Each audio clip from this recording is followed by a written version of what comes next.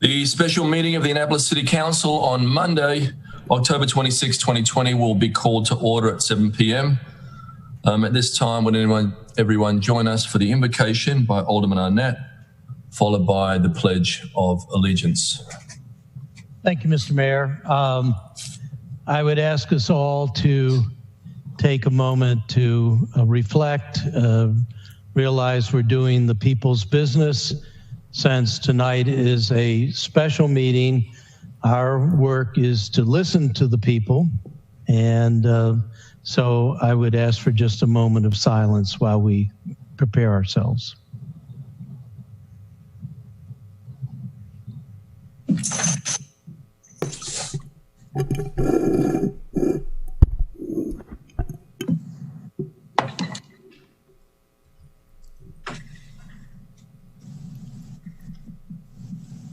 I think everybody's ready, but Ellie is still in deep meditation, so I was giving you more time. Thank you, Mr. Mayor. Thank you. Please join me in the Pledge of Allegiance.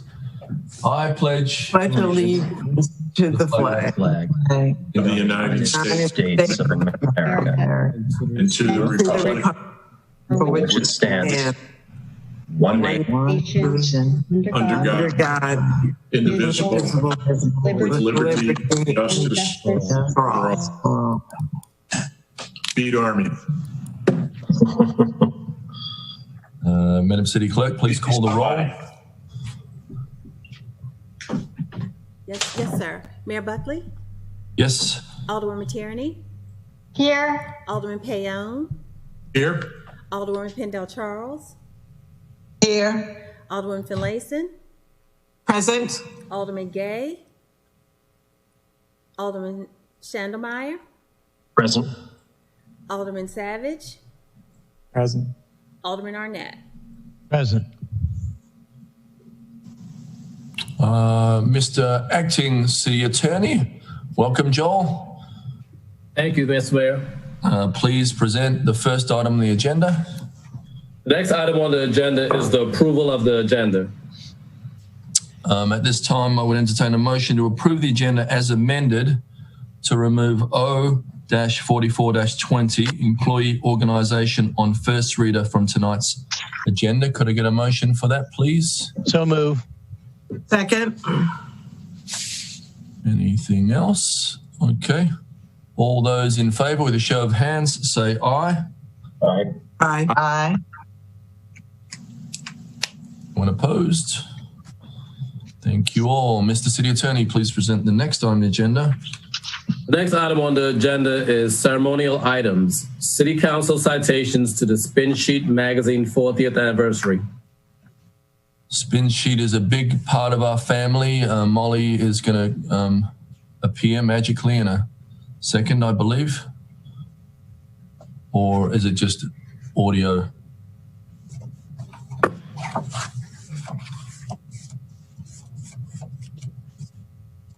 Thank you. Can I ask a question while we wait? Sure, Alderman Gay. I thought we had the 5 minutes from each older person for like the update. Is that not tonight? Further down the agenda. Yep. Okay. Hello, Molly. How you doing? We are all so sad for your loss of the Spin Sheet family, and so we would like to present. Thank you. I appreciate that very much. So we would like to present this City Council citation to you. On behalf of the residents of the City of Annapolis, we are pleased to confer upon you this City Council citation in recognition of your 25th anniversary. Congratulations on all of your success.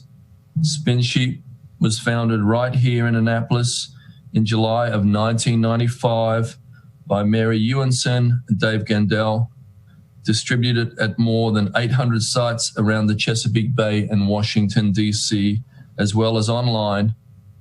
You tell the stories of sailing our beautiful Chesapeake waters.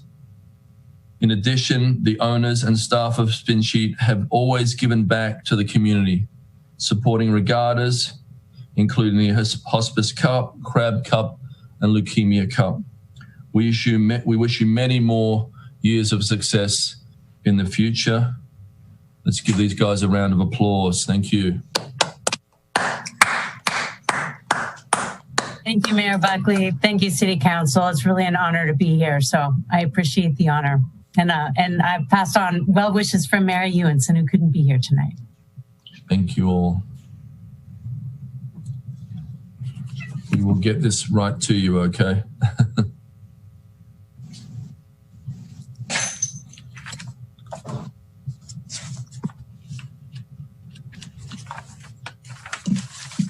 Mr. City Attorney, please present the next item on the agenda. Next item on the agenda is petitions, reports, and communications, beginning with the update from the mayor. So good evening. Last week, we issued Travis Pastrana's production company an event permit for his rally car stunt to jump over Ego Alley. A couple of things I want to say about this. First, I want to thank Travis and his crew. They were professional and kept safety at the forefront. We took a risk saying yes to this event, but it worked out well. And I know the attraction brought some much needed business to the downtown area. Next, I want the public to know that in all of our communications with the public and the media, we stressed that it was a closed set. We asked people not to come downtown during the filming. I was happy to see that most people were wearing masks in public spaces, including in front of the market house. Where we didn't see 100% mask compliance was primarily at businesses and particularly at outdoor restaurants at City Dock. We asked the public not to come. We have hundreds of signs downtown informing people that the masks are required. We do our part, but we have to ask the public to do their part. If it is crowded and you're uncomfortable, don't stay in the situation that you don't feel safe in. Thirdly, taxpayers should know that there was no fee waiver for this event. The production company covered all of expenses for police and fire, including overtime, in total, and they paid for a dozen parking spaces for impacted residents and covered the city for $19,000 in lost revenue for parking. In addition, the city earned $3,200 in garage parking revenue from visitors for the city on the day. I want to give a special thanks to Felicia Nolan, our events coordinator, who worked tirelessly. I want to thank our first responders, including the county dive team, for ensuring the safety of the crew, Travis Pastrana, and the public. This was a heavy lift for our town, and we got this across the finish line. Congratulations to Travis and the team. We can't wait to see the final product in January. Just get a little round of applause for all those efforts. Thank you. The Annapolis Waterfront and Sailing Centre lured 2 beautiful sailing ships to City Dock, the Lynx, when and if, and they have been taking children from our community out to experience sailing in these beautiful boats. Our City of Annapolis Recreation and Parks worked with children from the Stanton Center. Iglesia Emmanuel worked with Hispanic families to give children who otherwise might never get a day on the Chesapeake Bay that experience. I thank them because these experiences help young people understand the role the Bay has played in our history and also the importance of protecting the Bay in our ecology. I want to give a special thanks to Lou Tawney and his team for those efforts. Thank you. The Annapolis Department of Transportation has launched Adopt a Stop as a way to keep Annapolis beautiful. Businesses or civic groups that adopt city bus shelters agree to keep the stop clear of trash and rake the leaves and call us when there is graffiti. In exchange, we affix a banner to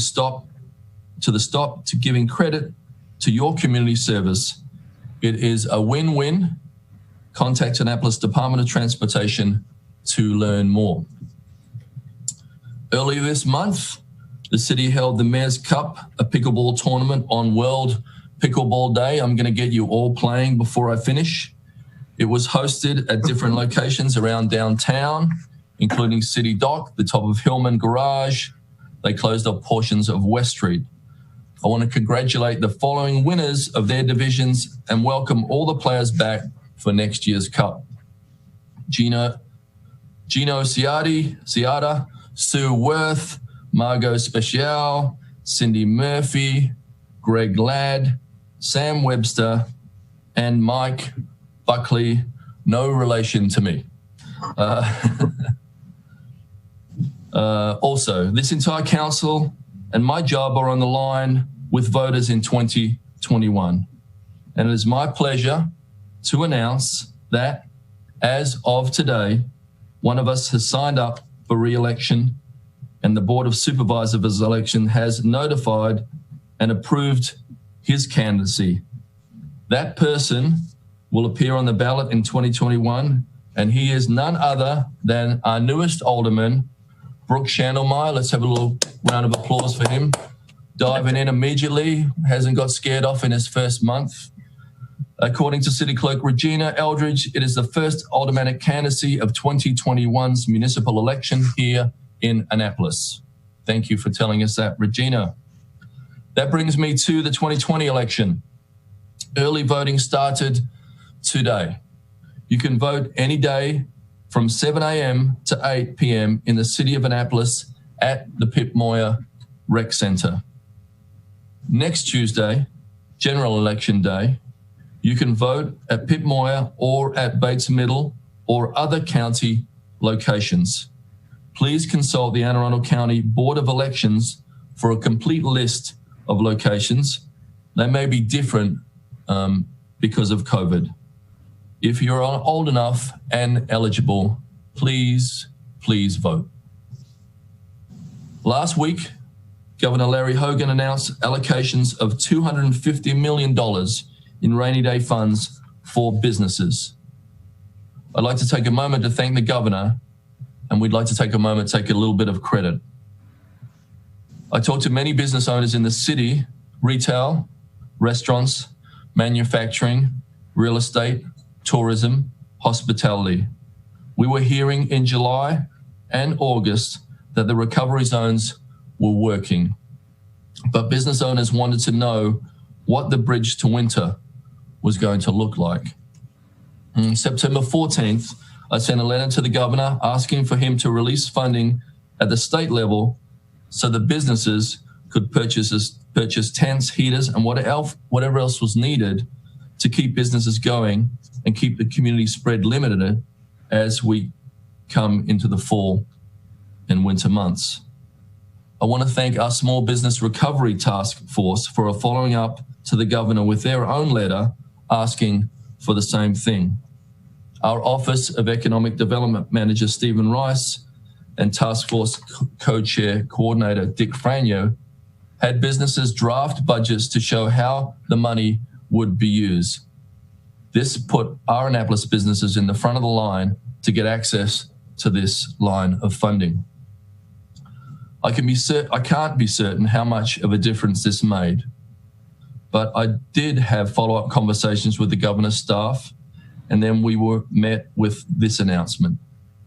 I know we have the ear of the governor because we are the state capital, and in this instance, because he is attuned to the difficulties of small businesses at this time.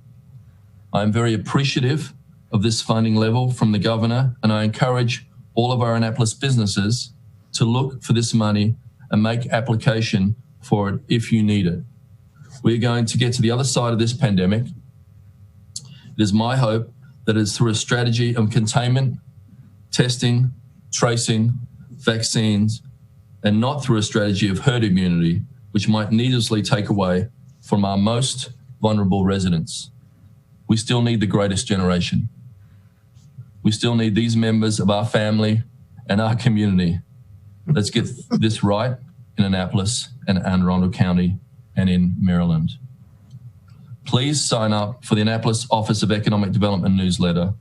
They are pushing out great information and will help you navigate the process for getting some of these dollars from the governor into your hands and into the hands of your business in Annapolis. This weekend is Halloween, and I know that many families are having a difficult time navigating so many things this year. I'm sorry that the city is not able to sponsor our usual trunk or treat events. It was simply too risky to do with the pandemic, asking families to congregate and handing things out. Annapolis Police and Fire tried to figure out a way to do this safely. We simply could not. Our Annapolis Recreations and Park is hosting a drive-in movie night on Thursday at Pip Moyer. They are screening Ross's favorite movie, Hocus Pocus. No. You must register for that. You can follow the link from the homepage of the City of Annapolis website to secure a spot at this drive-in movie. On Sunday, November 1, starting at 2 p.m., the city will host a Day of the Dead caravan, which will start at Pip Moyer. Vehicles and participants that are most decorated, best dressed, best costume are eligible for prizes.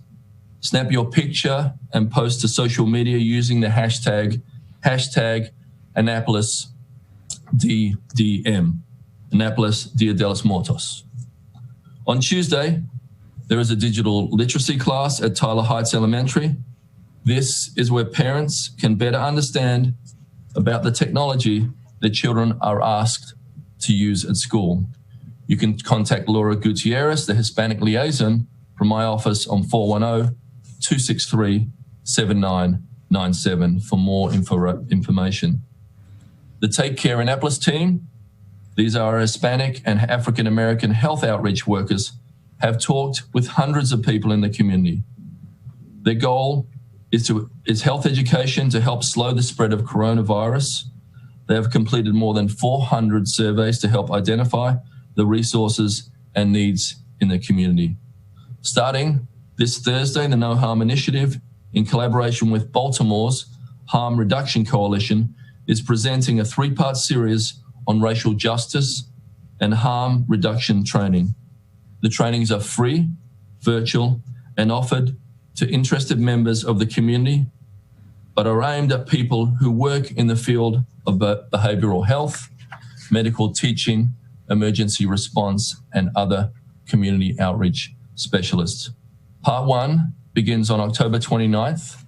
Please contact Adetola Ajay in my office for details at 410-972-6257. A week from Saturday, the city will host a Black Business Matters pop-up vendor market on Calvert Street between Gott's Garage and Northwest Street, where we will have the street closed. One of the things that we know is that minority-owned businesses have been hardest hit by the pandemic. They have less access to CARES funding because of historically weaker relationships to banks and financial institutions. Businesses who would like to participate are encouraged to contact Adetola Ajayi at, again, 410-972-6257. November 4th is the deadline for vendor sign-up. We encourage the public to come out and see these great things that businesses have in store.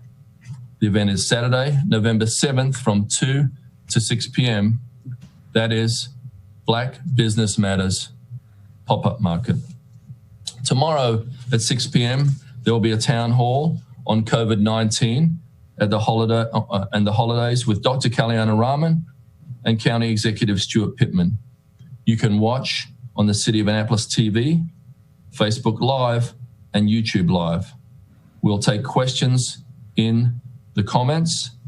At the town hall, we will provide tips and suggestions about how to navigate Thanksgiving, Hanukkah, Kwanzaa, Christmas, and New Year during the pandemic. We'll answer some of your questions.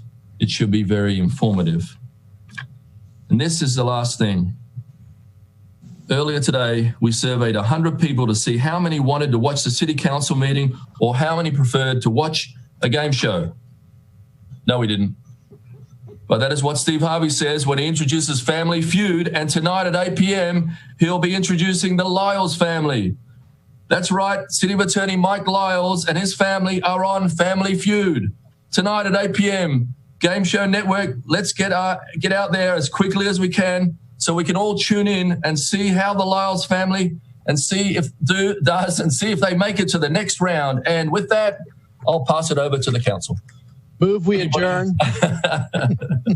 That is why I couldn't be a game show host. Mr. City Attorney, next item on the agenda, please. Next item on the agenda is reports by committees. Alderman Gay. This is the moment. Nothing? No. Any other reports by committees or Alderman Paone?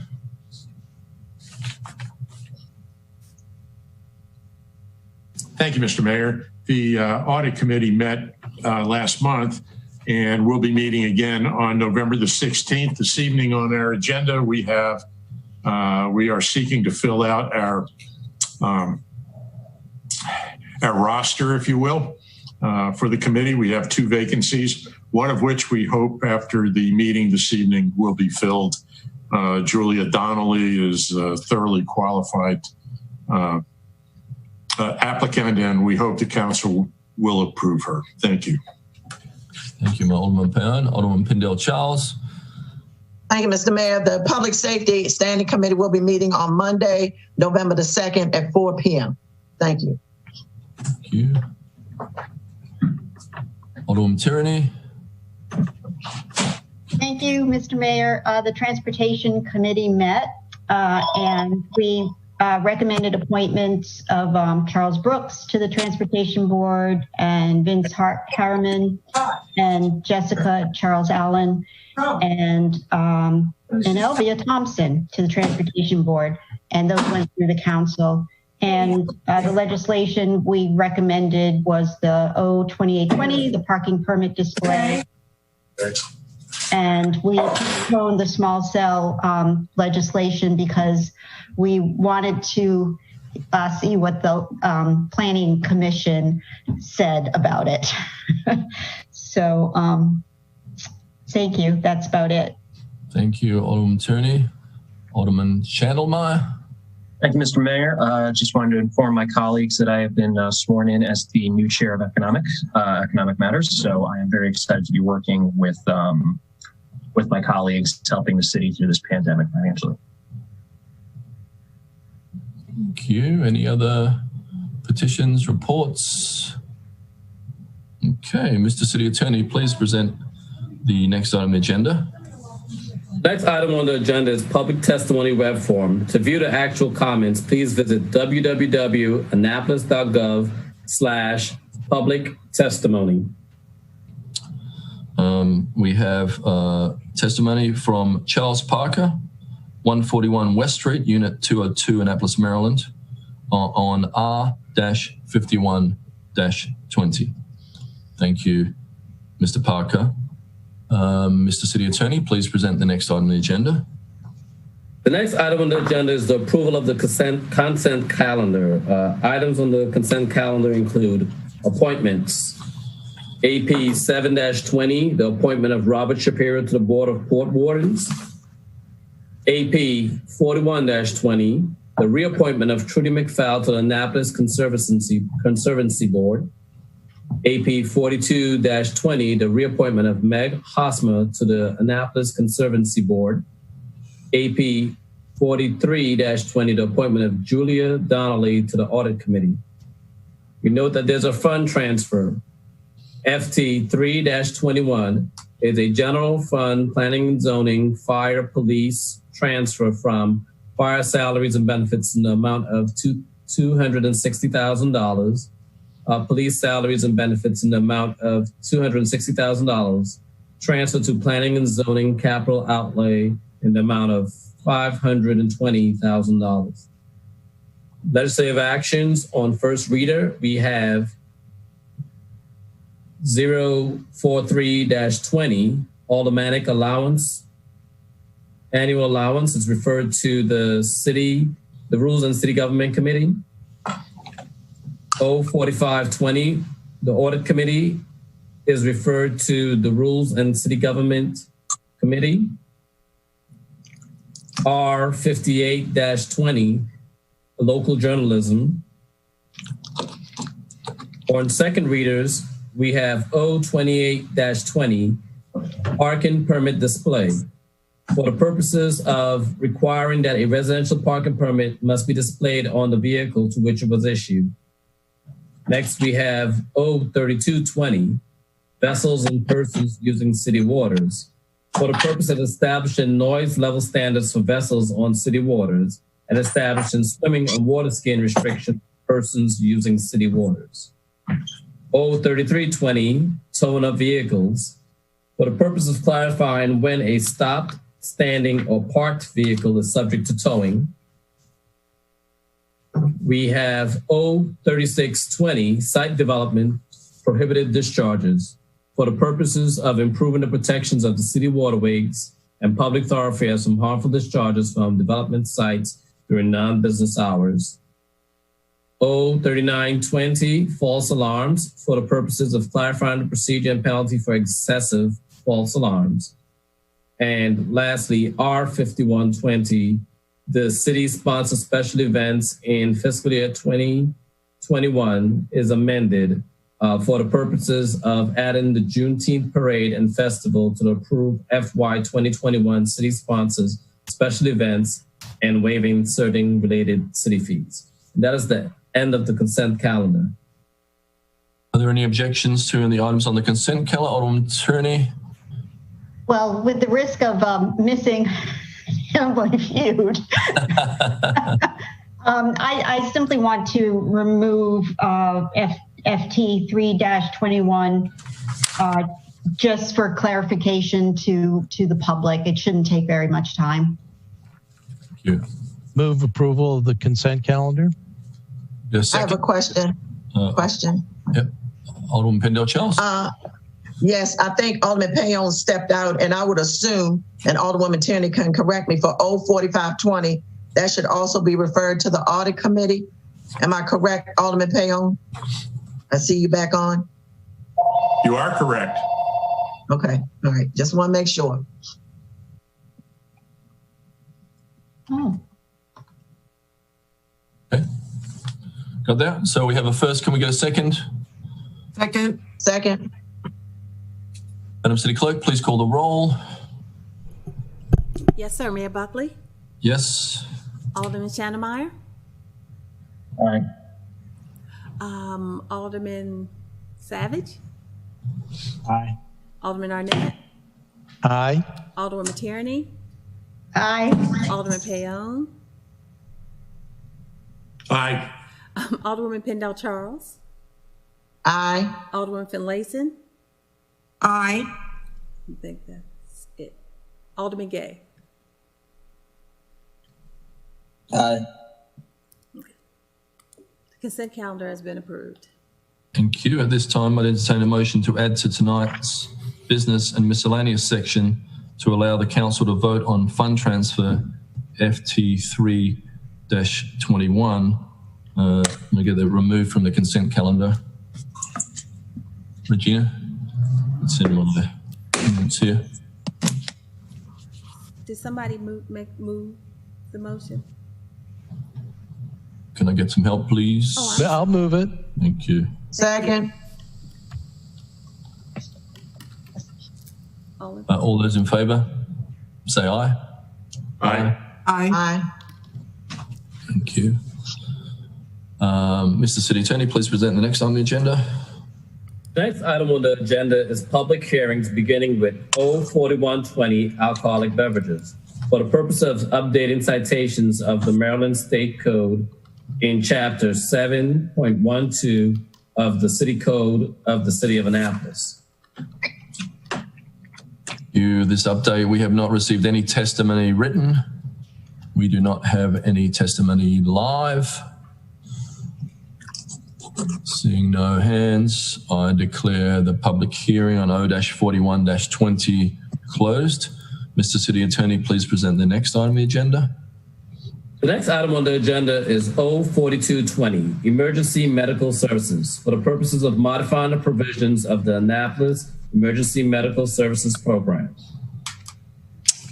Again, we have no written testimony received or any live testimony received. I declare the public hearing on 0-42-20 closed.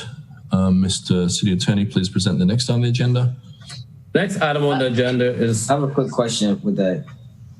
Yes. Just a point, if the city manager could clarify something for me just quickly. It says that they have 100 instances of this a year where, you know, the fire department takes care of people, whatever. And they're estimated that we'll receive $35,000 in revenue for the services. What type of fee are we charging people for services? And I'm worried that, you know, how would this fee impact people, you know, who live in public housing, who don't have health care, who rely on emergency services for care? Could someone clarify that? The fiscal note doesn't have any rates. That's why I asked. Yeah, thanks for that question. I think the deputy fire chief is on. I think he'll be able to respond to that. Sure. Good afternoon. So we bill the insurance companies. However, we don't actually go after individuals for payment. So if individuals cannot afford to pay for the treatment or the transport, it's fine. We always want people to call 911 whenever they're sick, whenever they need the fire department, and we would encourage them to continue to do that. We would never, ever not care for and transport someone because they were not able to financially pay the city. Perfect. Awesome. Thank you very much. I just wanted to quickly clarify that. Thanks. So we declare, Mr. City Attorney, please present the next item on the agenda. The next item on the agenda is funds transfer, FT 3-21, General Fund Planning and Zoning Fire Police Transfer from fire salaries and benefits in the amount of $260,000, police salaries and benefits in the amount of $260,000, and transfer to planning and zoning capital outlay in the amount of $520,000. So could I get a motion to approve FT 3-21, please? So move. Second. Housekeeping, okay. Are we going to discuss it? Yeah. Oh, yeah, it's on the floor.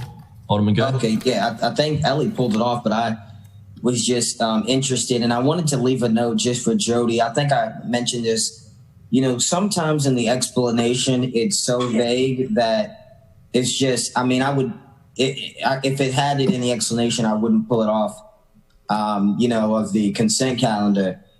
And so, yeah, I don't know. My question is, yeah, what is the funding for? If that could be added, that'd be helpful.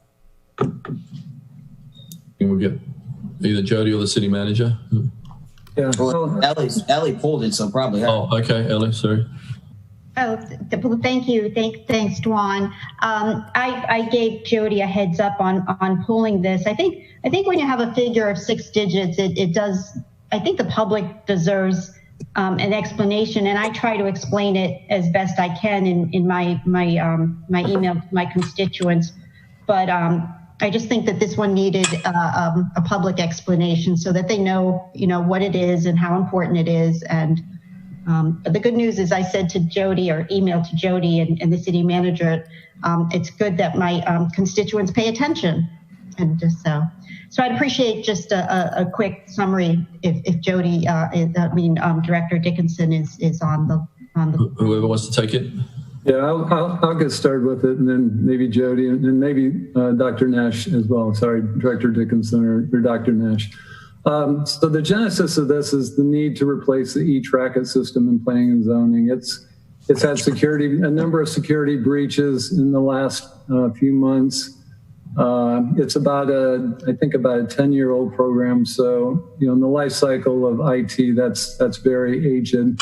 So it needs to be replaced. We've done a lot of research. We think that the best product is a Tyler Technologies product. Tyler Technologies also has the Munis system that we currently operate under. But their EnerGov product is what we're going to replace eTrackIt with. Other cities have used CARES money to replace their systems to allow the operations to become more virtual and to allow virtual payments or remote payments. So we investigated using the CARES money for this purpose. Because the money expires at the end of December as of now, and there's no way that we can expend this money in time for that. What we're doing is transferring CARES money to salaries and benefits for fire and police. And then the money that's freed up in the general fund will go to capital outlay to pay for this new program. So that's sort of the bouncing ball. So the CARES money goes for police and fire salaries, which is a permitted use for the CARES money. And then the general fund money that's freed up goes to capital outlay to allow this product to be purchased. So with that, I'll turn it over to Director Dickinson if she wants to add anything else. Yes, I'll just clarify that we're moving budget appropriations from police and fire over to planning and zoning. We had talked about actually moving it to MIT, and I don't know if that's possible to change at this point in time because MIT will actually be handling a lot of the implementation, but we can discuss that separately. After we have moved this budget, we are going to move actual salaries out of the general fund, public safety, police and fire accounts over into the CARES grant fund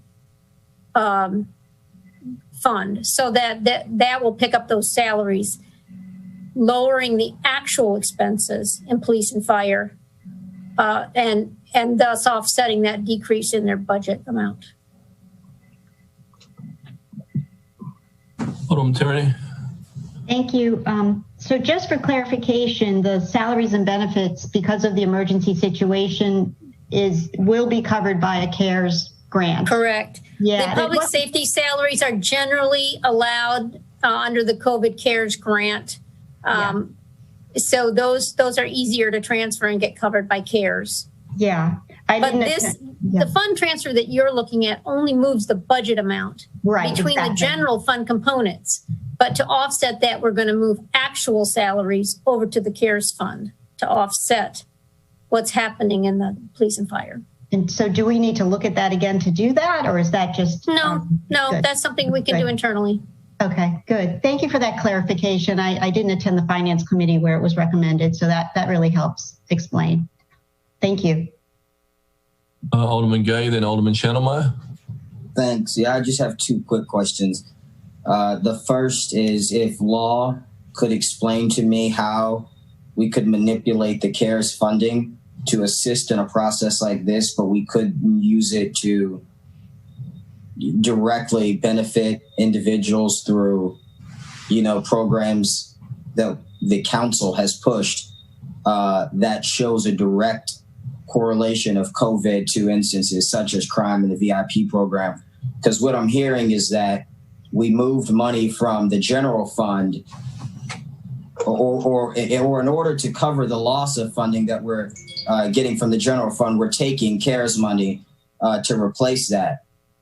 Or maybe the other way around. If you could break it down for me, Jody, that would be helpful. I just would like to understand how is CARES money being intermingled with this at all when I don't think that a government tracking system has anything to do with CARES, and I don't think that the increase in hacking has anything to do with COVID. All right, so we believe that this system is going to add an incredible amount of ability to work virtually. Right now, our current planning and zoning system is antiquated and does not allow a lot of virtual access. And I think that Director Nash could explain that a little more thoroughly. But since we can't get a system like this implemented quickly enough, and we are allowed to use any CARES money for public safety salaries, that is a separate determination that has come through from the federal agency to say any public safety salaries is eligible for the CARES money. But how did the public safety salaries get intermingled in any of this at all is my question. Is it because of the $506,000 would have been pulled out of the general fund or out of the police department budget? So we're trying to cover the police budget by using CARES funding to pay for their salaries and benefits? That is basically what we're doing. That is crazy. And that if we, as the council, do we have a vote on this? So, Alderman Gay, we believe that if the December 30th deadline was extended far enough out, so we could use the money for that purpose, for the planning and zoning system, because it adds so much functionality to us. But we have the December 30 deadline, and this system is imperative, or we're going to have no system. We're already having incredible problems with the track it system. And I think maybe, I don't know if somebody else wants to take over, because I just think that we should be using the funding to pay for this system and, whatever outside of the general fund or out of some funding source that the city holds. I do not think that it should be, intermingled at all with the CARES funding. I think that should go to communities in need, especially seeing this, surge in cases the second time around.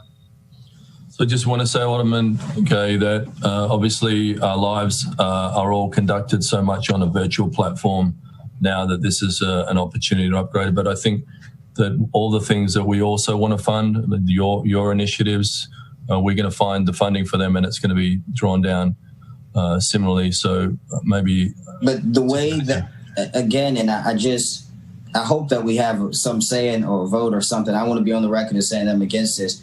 But, I think that the way that you guys got together and, put this plan together and saying, oh, we can move this from here to there, and we cover that to save money in the general fund is the same way that we can get together and say we can move this from here to there to put money together for, some of these programs and initiatives that would save lives. And we are doing that, Alderman Gay. Okay. All right. Thanks. But Mr. City Manager, do you want to give any clarification at all? So I think it's important to note that either one of these expenditures, and I understand what Alderman Gay is saying, but I think it's also important to keep in mind that this EnerGov product has been funded with CARES funding throughout the country. So we found other examples, and we checked with the Commerce Department, or the Treasury Department, I guess, actually controls the CARES money, to make sure that this was a legitimate expense, and it is. And so we were going to move ahead with just direct funding of this with the CARES, but as Director Dickinson mentioned, because of the December 30th date where all of the expenditures have to take place, there was no way to do that with this product. This is going to take about 6 to 8 months to implement. So the money isn't going to be expended until next summer. So because of that, we are moving it to another approved use, and that's fire and police salaries, and then using the general fund that's freed up. We still have money to do the things that Alderman Gay wants to do, and we're definitely looking at those and figuring out a way to do that, because those are very high interest items with the mayor. So this isn't an either or thing. I think it's a both, that we can get both with the CARES money that we have. Alderman Schandelmeyer was next, then Alderman Savage. So. Okay, so just for my explicit clarification, that this transferring of money meant for salaries is going to be fully covered by our CARES funding. So we are not cutting actual take-home pay for our public safety employees in police and fire, correct? Correct. That's correct. Okay. A follow-up question that I want to project, just because I know that sometimes when the official number goes down, that means that's used in the planning of next year's official number for putting together salaries. Is that going to impact future negotiations or budget issues, or are they still going to have Are they still going to have a similar budget for salaries next year? No, when we build the next year's budget, we have to take into account that we're no longer going to have this CARES money for the funding. So the general fund will start back to where it was.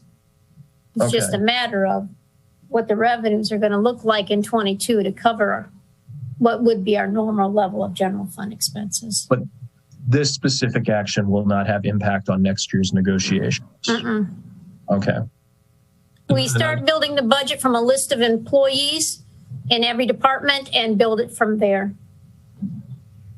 And we have our fingers crossed, Alderman Shannemeyer, for a second round of funding and the HEROES Act to be passed at some level, where we think that the federal government has realized that, you know, we run a business here, we've had a drastic effect on our revenues, and that we need help as a community as well to fund the things that we do. Alderman Savage. Yeah, thank you, Mr. Mayor. I just wanted to thank staff for administration for figuring out how to pay for this using some of the COVID money, because I know I've had to get a few permits lately myself, and I've heard a lot of complaints from. It's caused us delay, but it's also I've heard complaints from our contractors, and I know this system is not functioning well right now, and I think, as was mentioned. I've also been on there trying to look up records. I can't even download permits or attachments right now. So the system is down, and it's really hurting transparency and also just efficiency of permits. So I do want to thank staff for finding the solution. Alderman Turney had a hand up. Yep.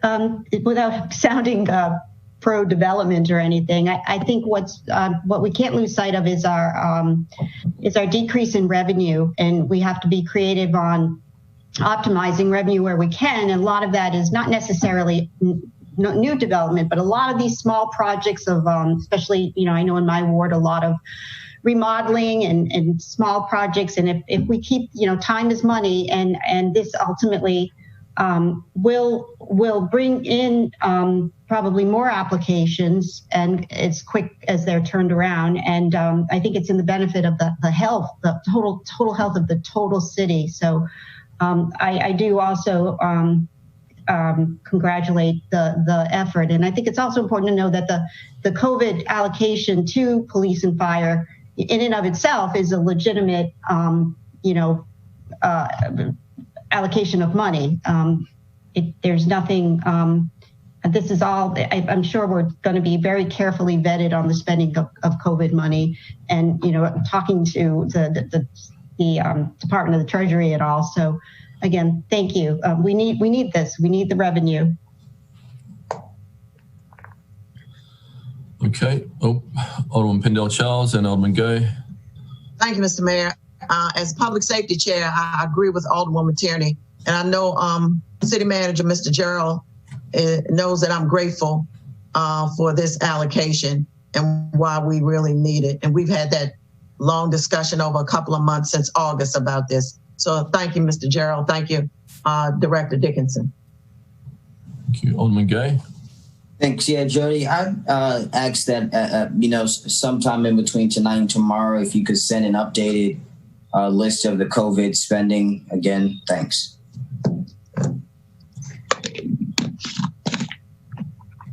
Thank you. So we have a first and a second on FT3-21.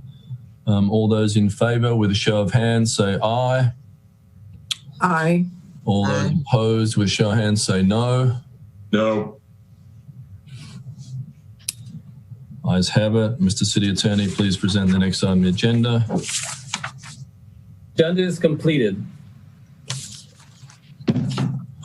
Somebody must want to see Family Feud. What the hell? Yeah. I move that we adjourn. Second. Hey, happy Halloween. Hang on, can we just take a moment? I've never had something go this fast.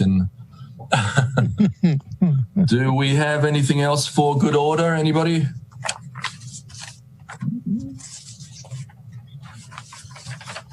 All right. Well, Cynthia. Okay. Do I have to make the motion again? Alderman Paone. I move that we adjourn. Second. All those in favour, let's read for the Lyles family. Our city attorney is starring on television tonight. It should be fun. Everybody tune in the next 10 minutes. All those in favour of adjourning say aye. Aye. Aye. Meeting adjourned.